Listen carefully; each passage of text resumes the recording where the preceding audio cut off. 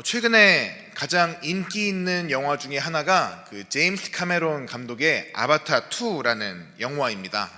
이 작품의 전 작품이었던 이 아바타 1, 13년 전에 나왔었던 이 작품인데요. 이 작품도 굉장히 주목받는 작품이었습니다. 이 주변에서 하도 이 아바타 2 너무 재밌다, 이거 꼭 보셔야 됩니다, 이거 안 보면은 진짜 안 됩니다라고 하도 얘기를 많이 들어가지고 그래, 이 영화 좀 봐야 되겠다라고 생각을 하고 얼마 전에 아내와 이 전 작품인 아바타 1을 함께 보았습니다. 이 영화는 지구의 에너지 고갈 문제를 해결하기 위해 외계 행성을 침략하는 지구인과 자신의 행성을 지키려는 토착민 외계인인 나비족과의 대결을 다루고 있습니다. 근데 저는 이 영화를 보면서 다른 것이 생각나는 것이 아니라 우리의 구원, 그리고 우리의 거듭남에 대해서 다시 한번 생각을 해보게 되었습니다. 혹시나 이 영화를 아직 보지 않으신 분이 있다면은 스포 방지를 위해서 잠시 귀를 막아주셔도 되겠습니다. 이 영화의 주인공인 이 제이크라는 사람은 지구에서는 걸을 수 없는 하반신 마비 장애인이지만 나비족의 신체와 연결한 그의 아바타를 통해서 건강한 신체를 가지게 됩니다. 그래서 그 때문에 다시 걷고 뛰는 새로운 삶을 시작하게 된 것이지요. 그에게는 거듭난 삶이었습니다. 그뿐 아닙니다. 외계인과 함께 살아가던 이 주인공은 또 나비족의 여인과 사랑에 빠지게 되고 결국 지구인의 삶을 버리고 그 나비족의 삶을 택하게 되는 것이지요. 그리고 나비족과 힘을 합쳐 지구인의 침공을 막아내게 됩니다. 이 주인공인 제이크는 외계인의 사고방식과 언어를 받아들이고 이전에 지구에서 살던 주인공과는 완전히 다른 삶을 살게 되는 이야기입니다. 저는 이 영화를 보면서 예수님을 모르고 살아가던 이전의 저의 모습과 예수님을 만난 이후에 변화된 저의 삶을 좀 떠올려 보게 되었습니다. 믿음이 적었던 어렸을 때의 저는 TV도 너무 재밌고 친구들과 노는 것도 너무 재밌어서 교회 가는 것을 별로 좋아하지 않았습니다. 또 교회 가면은 교회 가서 열심히 울부짖고 울면서 기도하는 모습을 보며 저거 너무 무섭다 라는 생각이 들고, 목사님의 설교가 너무 지루하고 길어서 저기 앉아있는 거 참 힘들다 라고 생각을 했었습니다. 하지만 제가 예수님을 나의 주님으로 맞아들이게 되었을 때 저는 이 어리석다고 생각하는 이 과거의 모든 것들이 이래서 그랬던 거였구나 라고 모두가 이해가 되었습니다. 또한 왜 교회 다니는 사람들은 이 현실에 이렇게 큰 문제가 생겼는데 이 문제는 해결하지 않고 교회에 가서 울부짖으며 기도하는 거지? 라고 처음에 생각했다면 이제는 그래, 그리스도인이라면 문제가 생겼을 때 교회 나와서 무릎 꿇는 것이 중요하구나라는 것을 깨닫게 된 것이지요. 마치 지구인의 삶과 사고방식을 버리고 그 외계인의 삶과 사고방식을 택한 이 아바타의 주인공처럼 말입니다. 여기 앉아 계신 우리 모든 분들도 이러한 구원의 체험, 이 거듭남의 체험을 가지고 과거의 삶을 버린 채 새로운 삶을 다 택하신 경험이 있을 거라고 생각합니다. 그렇습니다. 구원을 받았다, 거듭남을 받았다는 것은 다 이런 것들이지요. 이전에 내가 살아오던 방식을 버리고 완전히 새로운 삶을 가지고 살아가는 것 말입니다. 예수를 믿고 구원함을 받고 거듭남을 입었다는 것은 나는 죽고 예수로 사는 새로운 삶입니다. 그래서 이 구원은 기독교의 교리에서 가장 중요한 교리입니다. 그리고 이 구원받은 자들이 함께 모여서 신앙생활하는 곳이 바로 교회지요. 즉, 이 말은 교회를 교회되게 하는 근원은 바로 이 구원이라는 것입니다. 그러므로 구원에 대한 제대로 된 이해를 통해서만 우리는 제대로 된 교회를 세워나갈 수 있는 것입니다. 그래서 오늘 우리에게 주시는 이 에베소서 2장 말씀을 통하여서 구원에 대한 올바른 바탕, 그 인식을 가지고 건강한 교회를 세워나갈 수 있는 우리 사랑하는 유니온교회 성도들 모두가 되시길 바랍니다. 그렇다면 구원은 무엇입니까? 거듭남이란 무엇일까요? 목사님, 제가 벌써 신앙생활한 지가 몇 년인데요, 그걸 제가 모를까요? 저 직분도 꽤 높습니다. 우리는 그래서 이것을 우리가 다 알고 있다, 나 이미 구원을 받았다, 이런 설교들 수십 번, 수백 번 들어왔다라고 생각하시는 분들이 혹시나 이 자리에 있을지도 모르겠습니다. 하지만 우리는 기억해야 합니다. 이렇게 우리가 불안한 상황 속에서 흔들릴 때 우리를 붙들어 줄 수 있는 것은 기본기라는 사실 말입니다. 다시 이럴 때일수록 기본으로 돌아가는 것이죠. 그래서 우리의 구원에 대한 기반이 튼튼한지 다시 한번 확인해 보는 것이 우리에게 중요한 것입니다. 그렇다면 다시 묻겠습니다. 구원이란 무엇입니까? 구원이란 죄 때문에 빠지게 된 악과 고난, 그리고 죽음의 문제에서 해방되는 것이다 라는 것이지요. 우리는 죄의 삭은 사망이다라고 하는 이 로마서의 선언문을 알고 있습니다. 원래 인간은 하나님으로 인하여 창조가 되었죠. 그리고 하나님의 형상, 가스 이미지로 만드신 우리를 하나님께서는 너무나 사랑해 주셨습니다. 요한복음 1장 3절의 말씀에서는 이렇게 기록하고 있습니다. 만물이 그로 말미암아 지은 바 되었나니 지은 것이 하나도 그가 없이는 된 것이 없느니라. 아멘. 그러므로 본질적으로 피조물인 인간은 하나님께 의지하고 순종하며 나아가야 하는 존재입니다. 자기 스스로의 힘으로는 살아갈 수가 없는 것이지요. 그래서 본질적으로는 인간은 하나님께 의지하며 살아가야 합니다. 하지만 죄 때문에 인간은 하나님께 다가가지 못하게 되었습니다. 오늘 본문인 에베소서 2장 1절에서 3절 말씀을 우리 다 같이 함께 한 목소리로 읽어보겠습니다. 그는 허물과 죄로 죽었던 너희를 살리셨도다. 그때 너희는 그 가운데서 행하여 이 세상 풍조를 따르고 공중의 권세 잡은 자를 따랐으니 곧 지금 불순종의 아들들 가운데서 역사하는 영이라. 전에는 우리도 다 그 가운데서 우리 육체의 욕심을 따라 지내며 육체와 마음에 원하는 것을 하여 다른 이들과 같이 본질상 진노의 자녀이었더니 라고 성경에서 오늘 기록하고 있습니다. 우리는 하나님과의 관계 속에서 하나님의 은혜와 사랑을 누리면서 살도록 창조가 되었는데 이 죄라는 것이 우리가 그렇게 살지 못하도록 만들었다는 것이지요. 불순종의 영으로 인하여 하나님께 대항하게 되고 자신의 육체의 욕심에 따라 육신의 원하는 대로 살아가는 진노의 자녀, 불순종의 자녀, 죄의 매인자가 되었다는 것입니다. 그러다 보니 인간의 불안한 지혜와 불완전한 사랑에 의지하여 나 이제 더 이상 하나님은 필요 없어, 이제 내 맘대로 살아갈 거야 라고 하며 살아가게 되었습니다. 이것이 바로, 이러한 불순종이 바로 죄의 문제의 시작이라는 것입니다. 하나님 없이 살아가니 우리 안에는 영적인 갈급함과 불안함 속에서 살아갈 수밖에 없는 존재가 되었고, 우리 인간의 부족한 불완전한 지혜와 그 기준만으로 살아가니 다른 사람과의 관계에서도 미움과 질투, 시기를 가지고 살아가게 됩니다. 그러니까 하나님과의 관계와 우리 이웃과의 관계가 다 죄 때문에 무너졌다는 것입니다. 이러한 죄의 문제를 해결하기 위해 바로 하나님의 독생자이신 예수 그리스도께서 십자가에서 죽으신 것입니다. 여러분 믿으십니까? 오늘 본문 말씀 4절에서 5절에서는 이렇게 기록합니다. 긍휼이 풍성하신 하나님이 우리를 사랑하신 그 큰 사랑으로 인하여 허물로 죽은 우리를 그리스도와 함께 살리셨고 라고 기록합니다.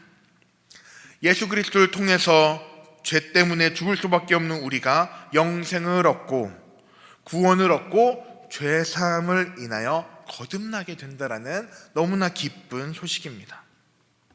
오늘 이 말씀이 정말로 중요한 이유는 바로 예수 그리스도로 인하여 우리가 다시 하나님과 관계를 맺을 수 있다는 것입니다. 예수 그리스도로 인하여 깨어졌었던 하나님과의 관계가 회복되었다는 것입니다. 죄로 인하여 사망하게 되었고 하나님의 풍성함을 누리지 못하는 우리 피조물들이 창조주이신 하나님과의 관계가 다시 회복되었다니, 이 얼마나 기쁜 소식입니까? 이 얼마나 우리에게 복된 소식입니까? 사랑하는 유니온교회 성도 여러분, 혹시 우리 여러분들은 이 기쁨의 복음, 이 구원의 환희를 잊어버린 채 신앙생활을 하고 있진 않은지 돌아봐야 되겠습니다. 죽음에서 생명으로 옮겨진 이 거듭남의 감격을 누렸던 것이 언제인지 기억하십니까? 혹은 아직도 이 구원의 기쁨을 맛보지 못한 분들이 있진 않은지 우리를 돌아봐야 되겠습니다. 우리 인간은 이 구원의 기쁨을 가지고 살아가야 합니다. 우리 그리스도인들은 이 구원의 확신과 기쁨을 가지고 살아가야 합니다. 그것이 인간의 목적이지요. 혹시나 우리가 누리고 있는 이 신앙생활 가운데 풍성함이 아니라 신앙의 권태기 속에서 살아가는 분들이 있다면, 밍숭맹숭한 마음을 가지고 신앙생활을 하는 분들이 있다면 혹시 나의 구원의 기초가 흔들리고 있지는 않은지 우리의 신앙생활을 점검해 봐야겠습니다. 그러므로 사랑하는 여러분, 구원의 확신과 거듭남의 기쁨을 경험하고 있는지 우리를 점검하고, 교회에 그냥 매주 습관처럼 다니고 관중처럼 예배에 참관하고만 있진 않은지 우리를 돌아보기 원합니다. 이것이 우리의 신앙생활과 교회의 근본이 되는 구원에 대한 이야기였습니다. 여기서 또 한 가지 우리가 기억해 볼 것이 있습니다. 바로 우리 교회가 믿음의 공동체라는 것입니다. 어찌 보면 너무 당연한 이야기지요. 하지만 우리는 꼭 그렇지만은 않다는 것을 알고 있습니다. 우리 LA 같은 이민사회에서는 이 교회가 커뮤니티로서 굉장히 큰 역할을 하고 있습니다. 교회는 고향을 떠난 이민자들에게 고향과 같은 편안함을 줍니다. 또한 멀리 떨어진 고향 땅에 우리 형제 부모의 역할을 대신 해주기도 하죠. 이뿐만이 아닙니다. 교회는 좋은 정보들을 많이 제공해 줍니다. 어디 가면 어떤 물건이 참 싸게 살 수 있더라. 이곳에 가면은 우리 자녀들을 좋은 교육을 시킬 수 있는 학군이 있다더라. 이곳에 가면은 좋은 살만한 싼 집들이 있다더라 등등 좋은 유용한 정보들도 얻을 수 있는 것이 바로 우리 교회 공동체입니다. 너무 좋은 것이지요. 하지만 우리는 교회의 본질을 잊어서는 안 됩니다. 우리는 본질적으로 구원 공동체죠. 하나님을 경험하고 구원을 경험한 자들이 모여 있는 곳입니다. 예수님을 믿음으로 구원을 받은 중생의 경험을 한 이들이 모인 것이지요. 물론 신앙이 없더라도 좋은 정보를 얻거나 마음이 외로워 친구를 만들고 싶어 교회에 오시는 분들이 있을 수 있습니다. 우리 당연히 그분들을 환영해야지요. 하지만 결국에 교회란 단순한 커뮤니티를 넘어서 구원의 공동체라는 것을 우리는 잊어선 안 됩니다. 그래서 혹시나 교회에 이러한 예수님의 구원의 체험이 없는 분들이 계셔서는 안 되겠지요. 혹여나 우리 주변에 구원의 체험을 아직 하지 못한 분이 있으시다면 우리의 그 우리가 맛봤던 그 구원의 기쁨으로 그들을 초대해야지요. 그래서 우리 교회 공동체는, 우리 신앙 공동체는 구원의 확신과 경험이 있는 자들이 모인 곳입니다. 이것이 바로 바울이 우리에게 주셨던 그 말씀을 다시 한번 깨닫는 시간이 됐던 것이지요. 이번에는 우리의 시선을 다시금 본문 속에 있는 에베소 교회로 옮겨보도록 하겠습니다. 에베소서는 에베소 교회의 교인들에게 보낸 편지입니다. 근데 왜 바울은 그의 편지에 구원에 대해서 적었을까요? 에베소 교인들이 복음을 몰랐을까요? 그들이 구원을 얻지 않았을까요? 그렇지 않습니다. 그들은 예수 그리스도를 믿고 구원을 얻은 자들이었습니다. 그런데 왜 굳이 바울은 이들에게 구원과 거듭남에 대해서 에베소서의 앞부분에 강하게 이 부분을 적어놨을까요? 이것을 알기 위해 우리는 당시 에베소 교회의 상황을 알아야 합니다. 바울이 이 에베소서를 쓴 목적은 에베소 교회가 직면하고 있었던 여러 가지 문제를 해결하기 위해서입니다. 그래서 당시 에베소 교회가 직면하고 있었던 신학적인 원리, 그리고 문제들을 해결하기 위한 그런 교회에 대한 설명들을 하기 위해서 이 편지가 쓰여졌는데요. 당시에는 이 에베소 교회뿐만이 아니라 교회들이 막 이제 생겨나고 그 교회들이 성장을 하던 시기였습니다. 그래서 아직 정확하게 정립되지 않은 이 교회의 바탕 안에서 많은 교회가 문제를 직면하고 흔들리고 있었습니다. 그 문제 중에 하나가 이 에베소 교회 내 교인들끼리 서로 분쟁하고 다투고 나눠진 문제였습니다. 당시 이 에베소 교회뿐만 아니라 많은 교회는 유대인 그리스도인 공동체와 헬라인 그리스도인 공동체로 구성이 되어져 있었습니다. 유대인 그리스도인들은 예수님을 믿는 것뿐만이 아니라 거기에 더해서 전통적인 율법과 할례를 받아야 구원을 얻을 수 있다고 주장을 하던 사람들이었습니다. 그래서 이 이방인들, 헬라인 그리스도인들에게 율법을 강요하고 할례를 받아야 된다고 주장했습니다. 그래서 이 교회는 한 교회 내에서 서로 다른 믿음이 존재했던 것입니다. 유대인들은 생각합니다. 예수님을 믿는 이 십자가의 구원만으로는 충분하지 않아. 헬라인 너희들도 온전한 구원을 얻기 위해선 율법을 지키고 할례를 받아야 돼 라고 말이지요.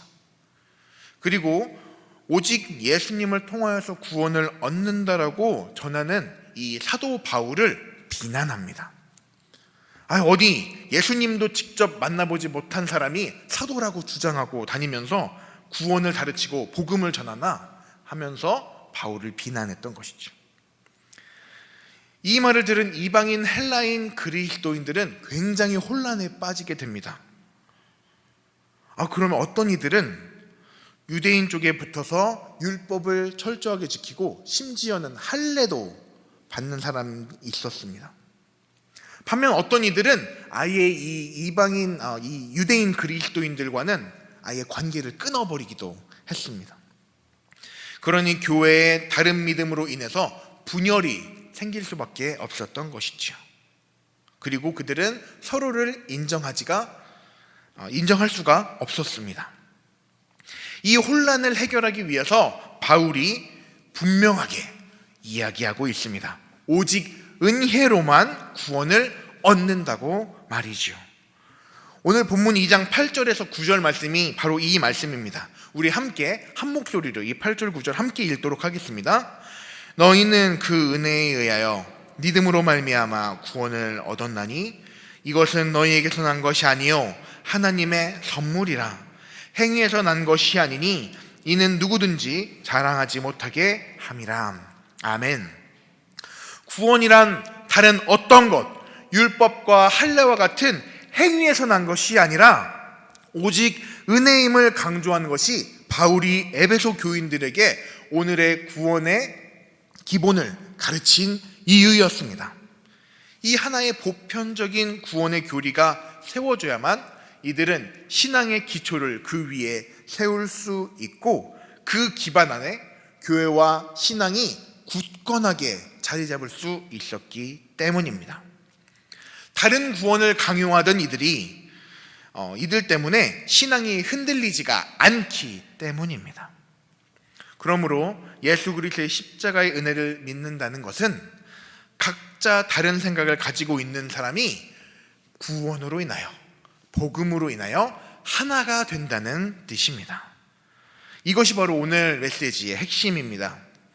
비록 그들이 자라온 각기 다른 환경, 다른 피부 색깔, 다른 문화와 언어, 다른 계급, 다른 상황들에 처해 있지만 오직 예수 그리스도의 은혜로 구원받는다는 것, 바로 이 보편적인 영적인 원리는 그들을 하나로 묶어 주었습니다.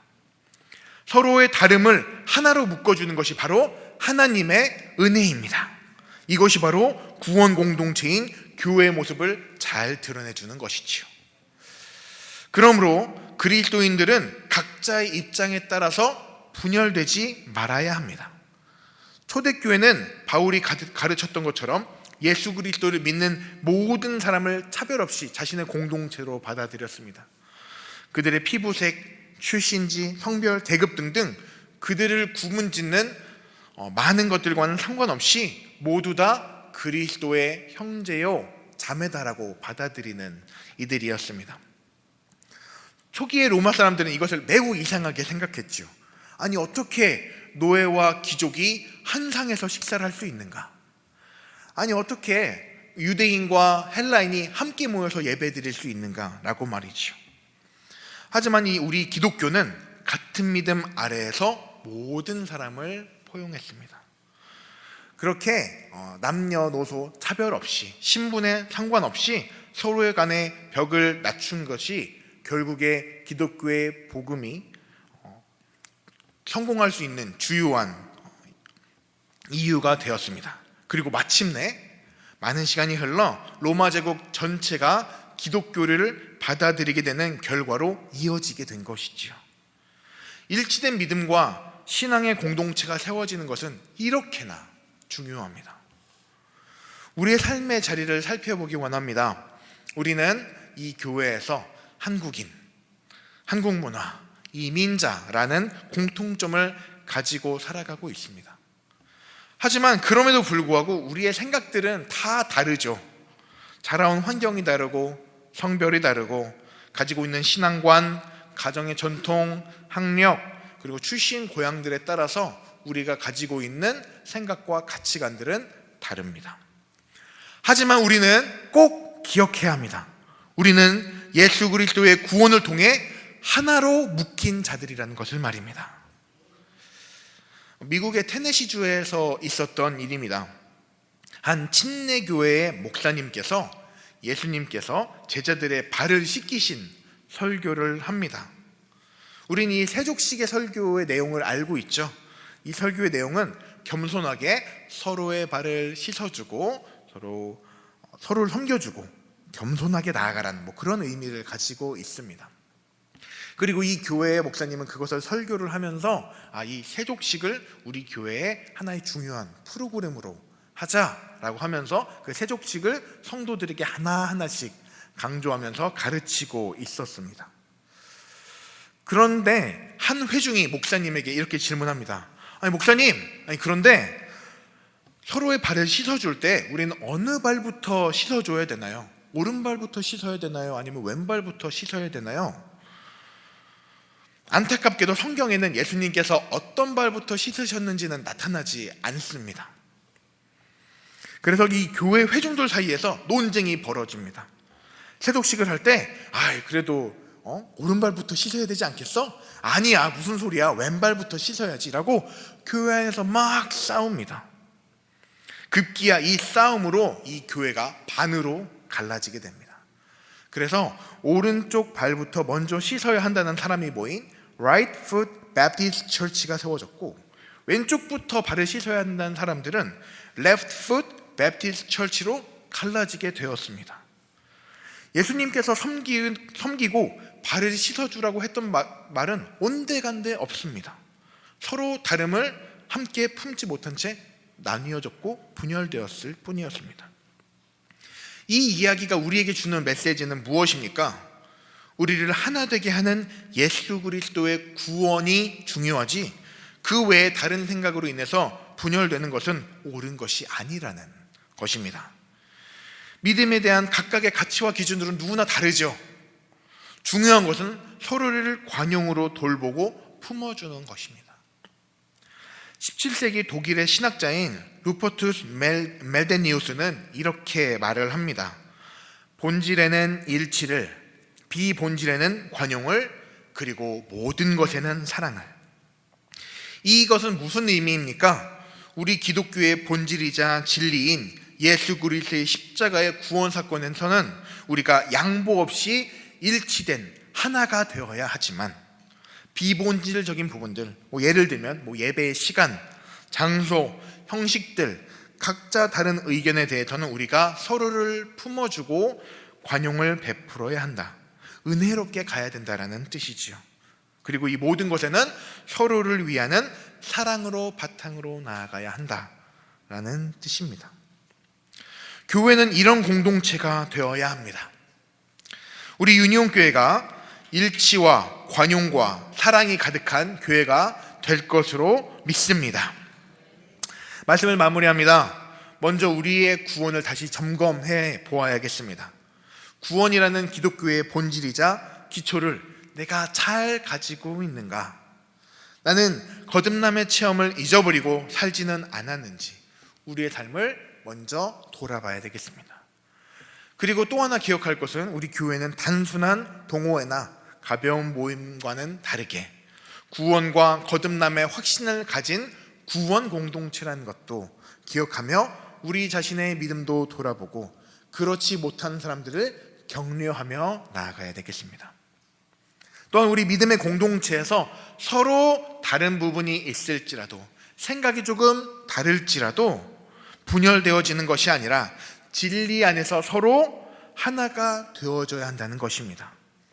각자의 다른 의견으로 인해 기분이 상하거나 분열되는 것은 주님이 원하시는 것이 아닙니다. 우리는 서로의 의견을 존중하고 관용을 베풀고 그 위에 사랑으로 나아가야 합니다. 이 시간 우리 유니온교회 모두가 하나님의 사랑하는 자녀들이요, 구원의 기쁨을 공유하는 구원 공동체임을 기억하며 서로 더욱더 품어주고 사랑하며 나아가는 우리 사랑하는 유니온교회 성도들 모두가 되시기를 바랍니다.